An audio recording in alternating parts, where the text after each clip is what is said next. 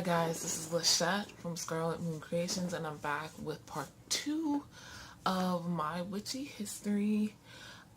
This tag is started by Songs of the Wood, and she is based in Australia, I believe.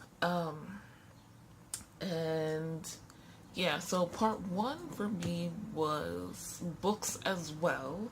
But they were non-fiction books, so you can go watch that. I'll link it in the description, definitely, and if I can, I'll put the thing up here somewhere.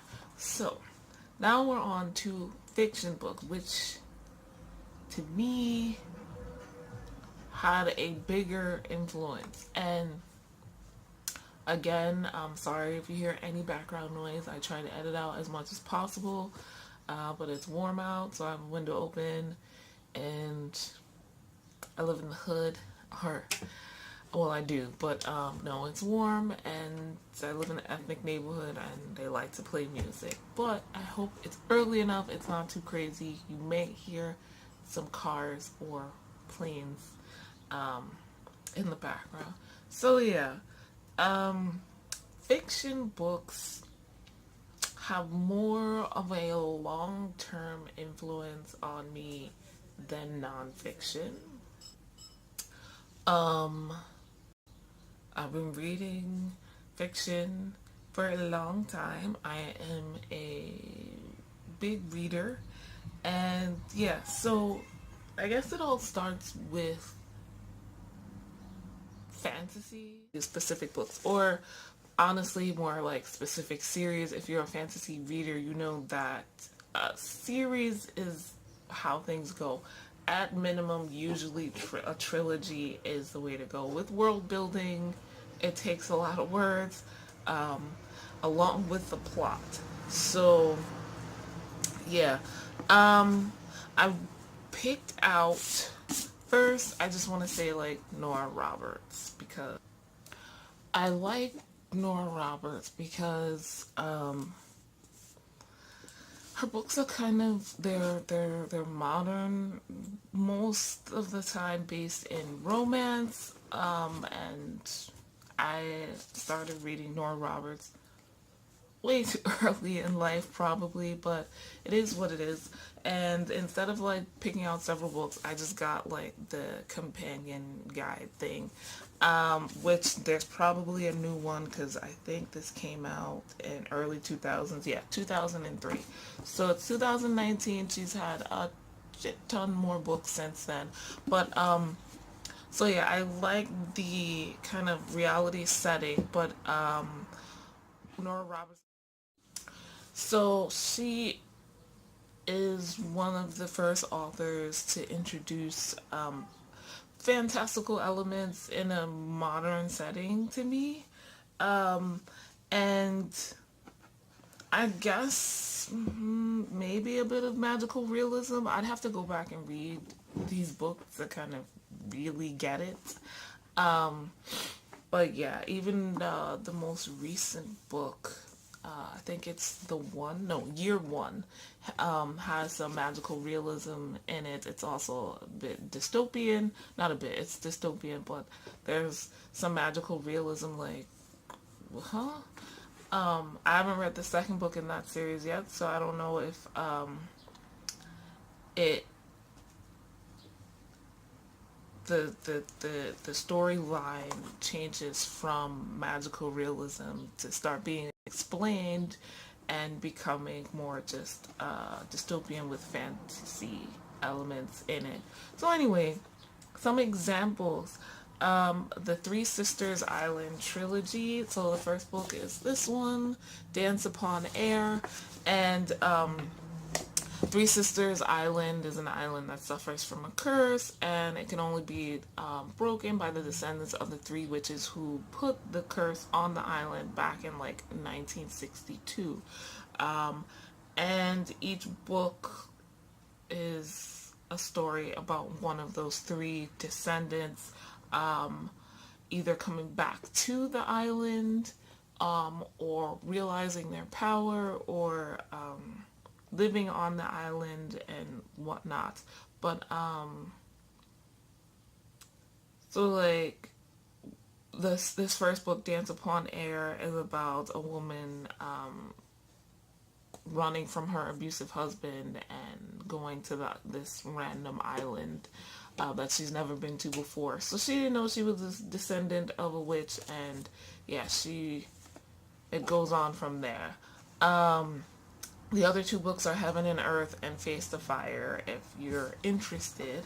Another trilogy, Nora Roberts, by the way, is very well known for her trilogies, so don't be surprised by that. It's the Mystical Keys, I think, trilogy, or just the Key trilogy. Here's Key of Light and Key of Knowledge. I'm just giving you a close-up so you can see what the books look like in case they interest you and you want to go check them out. So yeah, this is another trilogy. 3 women are on a quest to find 3 mystical keys that will free the souls of 3 goddesses. So now this is a more kind of mythological series, and they have like this it's a quest, a mystery to figure out what the keys are and where to go. And I do want to reiterate, these series are all like romance as well, so it's like each woman meets a guy and blah blah blah. The last one I want to talk about is the Gallaghers of Ardmore, or the Irish trilogy. So Nora Roberts has an Irish background, and she has many books and series set in Ireland. This one is about the Gallagher siblings. They have a gift for hospitality, music, and love. Each of them has a focus. The gift is not like magic. It's kind of like fairies are described. They have an affinity for this kind of thing. I don't know. So, as each pursue their dreams in a tiny Irish coastal town of Ardmore, the fate of a pair of supernatural lovers rests upon each of the siblings finding and accepting true love.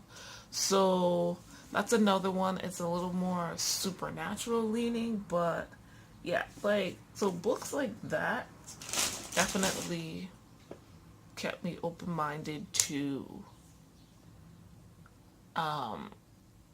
witchcraft, magic, mythology, gods and goddesses, and dealing with other spiritual beings, ghosts, though that's still not a thing for me. Ancestors, ancestor work, rituals, what else is in those things? Beings like the Fae. So, kind of want to segue into some of the stuff that has an influence, but not the same kind. I got to a point in my life where urban fantasy started getting big, in just the book world. And in early high school, like, I was reading The Lord of the Rings and The Hobbit, and I also read stuff like The Secret Rats of Nim, and I forget what the rabbit one is, but so things like animism and polytheism, more fairy and elven culture bleeding into my daily life. And then I came across this so wonderful series by Laurell K. Hamilton. Now, if you watched my favorites videos from last year, I was rereading this series again, so this would not be a surprise. The Anita Blake Vampire Hunter series. Now, Anita is more than a vampire hunter, but the important part to me is In this particular book, Blue Moon, which I think is like the seventh book, one, two, three, eighth book in the series, Anita actually leaves her town, which is St. Louis, and I think this was the first book in the series where she does that, and she goes like somewhere, I forget where exactly, to go save her ex. And things go from there. But the important bit, other than this series having a lot of mythology, excuse me, tons of supernatural stuff, and magic, set in a modern, current day setting, in this particular book, Anita meets her first witch, like witch. Um, and Anita has the power to wake the dead, to control the dead. She is a modern day necromancer. It's an innate ability that she can't quite control, and it is still very weird, even though this is an urban fantasy. So yeah. And she's been getting stronger at it, and has always been, fearful, though she doesn't want to say so, of her powers. And she comes across Mary Ann, who is a modern day witch. And in this book, I think this was one of the first examples, other than the Nora Roberts books. And even then, their witchy powers in the Nora Roberts books are very fantastical. Subtle, not, this is not Mickey Mouse and Fantasia, but still, like, that doesn't happen in real life. I can't just, do a little something and my plants will grow a little quicker or what have you. That's a bad example, but I can't think of one from those books. But yeah, so but Mary Ann is like a down to earth Wiccan, I believe. She's not a main character. This book is the one where she is on screen the most, even though she pops up more often in the rest of the series. But this is a woman who is just like very normal human being. The only kind of like supernatural, magical, fantastical elements to her abilities are the fact that she has a mental, emotional, spiritual bond with a werewolf pack. Excuse me, I forgot the word. And that's just the thing. She can't control them. She's just connected to them and their grounds, and it's spoken of as something almost physical that they can all feel and touch and somewhat manipulate.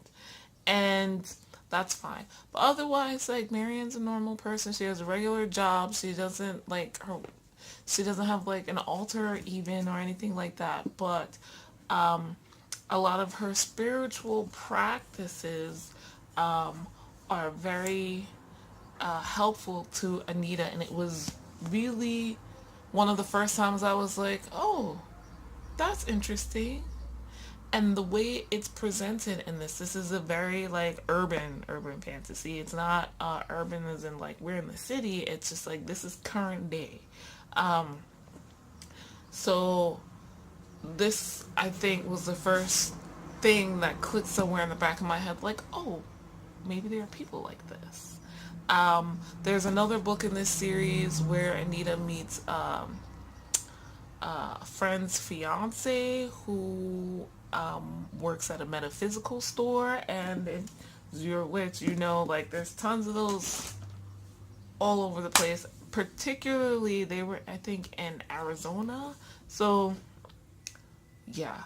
I think that was the first book that that's another one I was like, oh, but I think that came out after I started looking into witchcraft.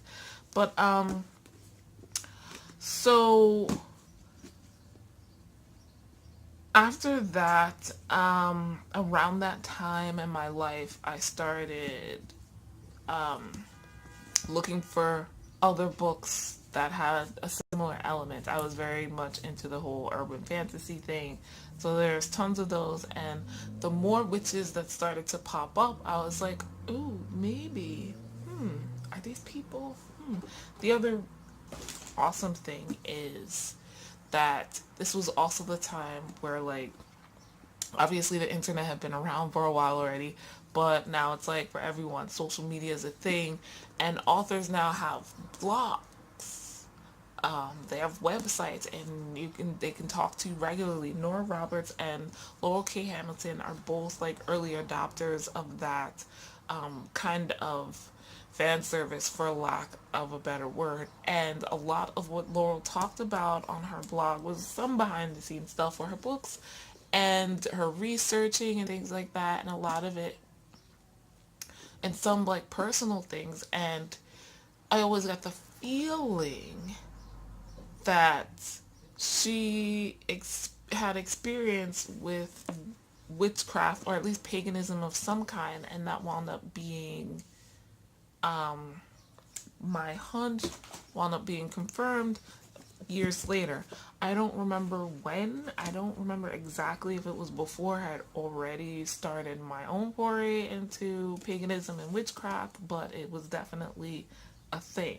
Another author that I got into was Sherrilyn Kenyon, and she was definitely more open about having a connection to paganism and witchcraft, particularly like pantheism, and having a connection with multiple gods or a pantheon of some kind. And that definitely shows in her Dark Hunter series, which is connected to the Dream Hunters and the Were Hunters. So this is another like urban fantasy. It's more supernatural, but, and you can ignore the cover. This is an old version, and it's definitely heavier romance leaning. The series is still going, as is the Anita Blake series, and this one is very heavily mythological. Excuse me. Lots of gods and goddesses from various pantheons. So there's a lot of history and talk. The heroes from some of those times are in these books, and it, for me, it brought the idea of dealing with gods and goddesses and their powers, their spiritual focuses, more, I should say, less academic. Like, I always liked that part of history classes, doing mythology. I always enjoyed it, but this series definitely made it more pleasurable to learn about. I found myself looking up lots of gods and goddesses in here. As the world has expanded, we get various cultural pantheons, stuff I've never heard of, and I loved it. So, still reading this, another favorite author, and we get more of a look also at how various cultures worship or do devotional work with their different gods and goddesses. So, yeah. So that's that. I want to talk about some series that I did read, but I don't have anymore. I don't think I got them from the I don't remember what I did. But so there's 3 young adult series that are very, very, very witchy. first is the Sweep series by Cate Tiernan. Um, and if I'm remembering correctly,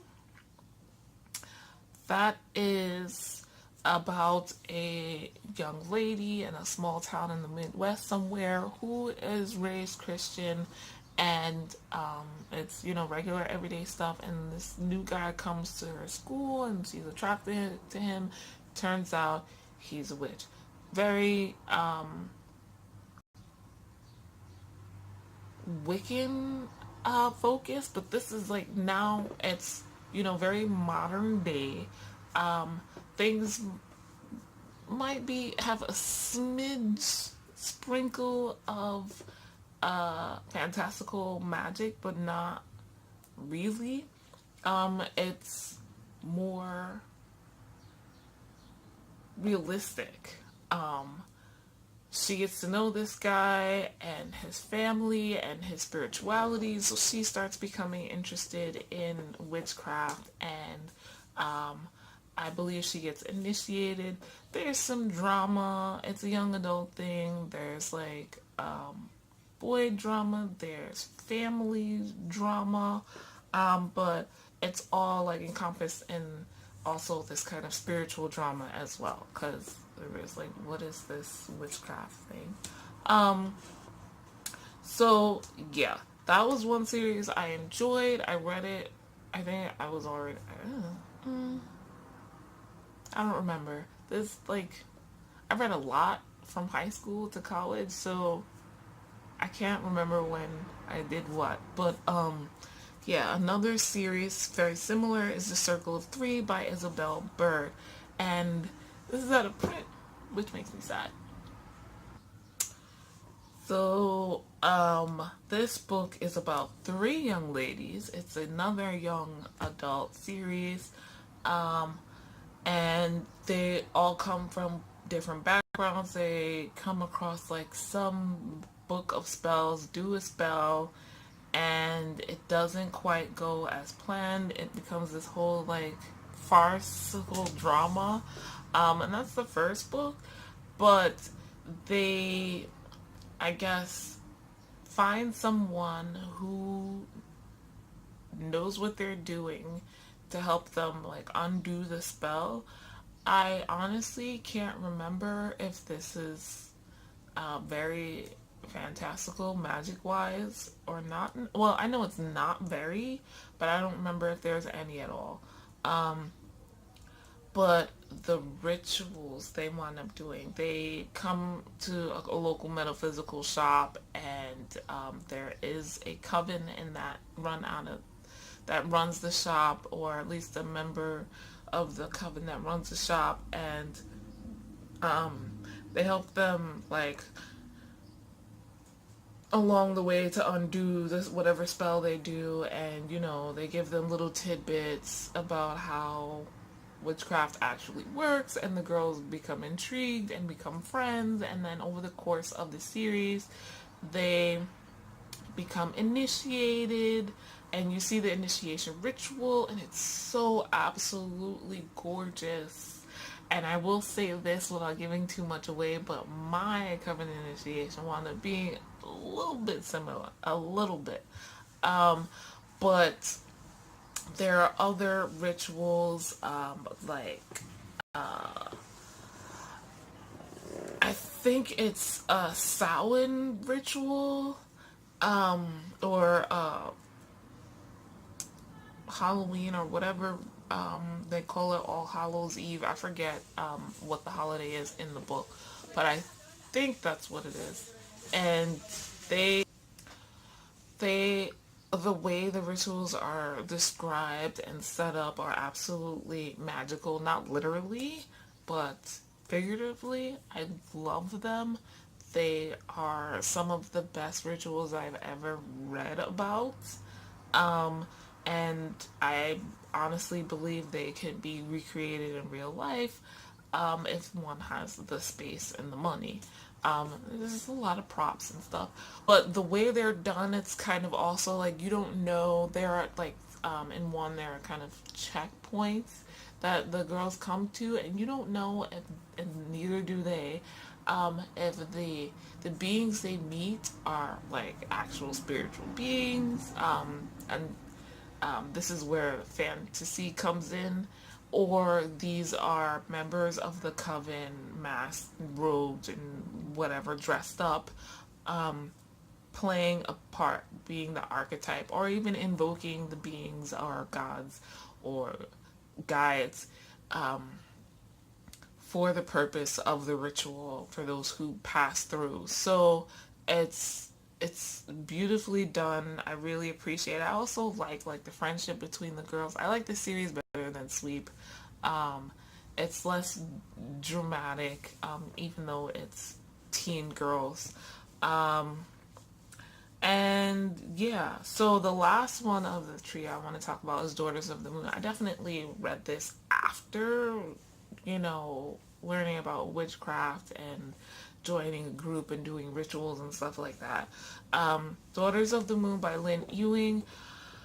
I don't know that I like exactly how this one ended, but again, YA fantasy, definitely magical, mystical, fantastical elements. They are girls chosen by the goddess Selene, moon goddess, to imbue them with powers, and they're going through puberty, learning about themselves, but also about their powers and how they can use them for good. There's an offshoot with the boys, that they meet, friends, brothers, boyfriends, whatever, just guys at school, I guess. I don't think that series was ever finished, but I like the connection with the goddess, and it's very modern, so you feel a connection, and I just enjoy that series as well. So if you're looking for like YA stuff with witchcraft that's kind of more believable, those three series are ones I would recommend. So lastly, I want to talk about two other books. So the other influence, other than hey, there's modern day witches in fiction, maybe we should check out to see what if this is real. Like, I started doing research on the internet, and then I get to like list of books recommended, and I'm like, oh, I can go to Barnes and Nobles, and that's where I start finding the nonfiction books that I talked about in my previous video. But yeah, so like there's also the magic, and I can go into, it could be an entire video about various magic systems that have influenced my thoughts on how magic is done, how magic can be done, and even rituals. I just talked about the Circle of Three. I love their rituals, and God, I would well, maybe not. I would love to go to a ritual like that.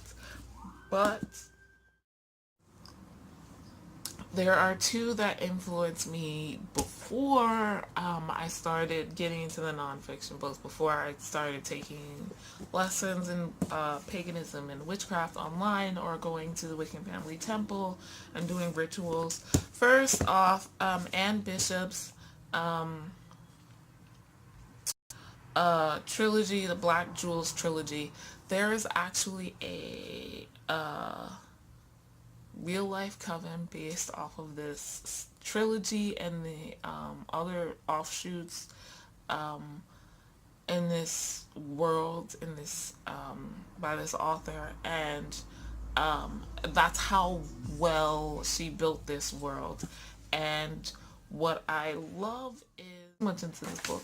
So the point is, I like the web of power that they have created. I like that they create covens around themselves, each member having their own power level, and as well as their personality that brings something to the coven. And it's all based on how we can work together to create this web of power that not only makes us stronger, more powerful, but also that can help others more for the betterment of ourselves and others. So, love it. Another good example, the Dresden Files. And this is Harry is a wizard for hire. This is while the Black Jewels trilogy is definitely like epic fantasy, Dresden Files is urban fantasy. And so the Dresden Files magic system, it's like, okay, it's explained really well in this particular book, Full Moon. Like I said, Harry is a wizard in modern day Chicago. He is like well, he is a PI, but it's like paranormal investigations. And he has a ad in the phone book and everything. So magic is an energy, says it's given shape by human thoughts and emotions by imagination. Thoughts define that shape, and words help to define those thoughts. That's why wizards usually use words to help them with their spells. Words provide a sort of insulation as the energy of magic burns through a spellcaster's mind. If you use words you're too familiar with, words that are so close to your thoughts that you have trouble separating thought from word, that insulation is very thin. So most wizards use words from ancient languages they don't know very well, or else they make up nonsense words and mentally attach their meanings to a particular effect. That way, a wizard's mind has an extra layer of protection against magical energies coursing through it, but you can work magic without words, without insulation for your mind, if you're not afraid of hurting it a little. And that definitely kind of correlates with what I believe magic to be. That definitely influenced how I see magic, and it's very similar to how most witches and modern pagans who believe in magic see it. It's energy, and the things like spells, stuff on our altars, and tools that we use are all like exactly that. They are tools to focus, to protect, in some words, to insulate us and others. And I just absolutely love that. I love this series. Harry's awesome, so do check that out. And yeah, that's it. I mean, there's tons of other books, both epic fantasy and urban fantasy, and even some sci-fi that have influenced my various parts of my beliefs within witchcraft, but those kind of cover the main ideas. So yeah, that's my witchy history with books. All of these I've read before I really got into any of those nonfiction books, and these definitely heavily influenced my witchcraft even to this day. But definitely sent me down the path of looking into witchcraft, becoming a witch. They opened my eyes to like, hey, this is a thing that you might be interested in. And so yeah, I thank you for watching.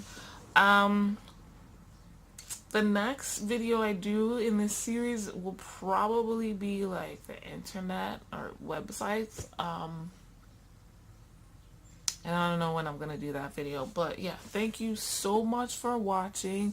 I plan on doing the Letha Witchathon by Rhiannon at Crescent Moon Reads. So you can look for my TBR, which will be coming out soon. The Witchathon lasts from June 14th to the 21st. So if you want to join, there'll be a link down below to that. I've done the last 3 Witchathons, enjoyed each time, so I'll see you then. Thanks so much for watching. Bye.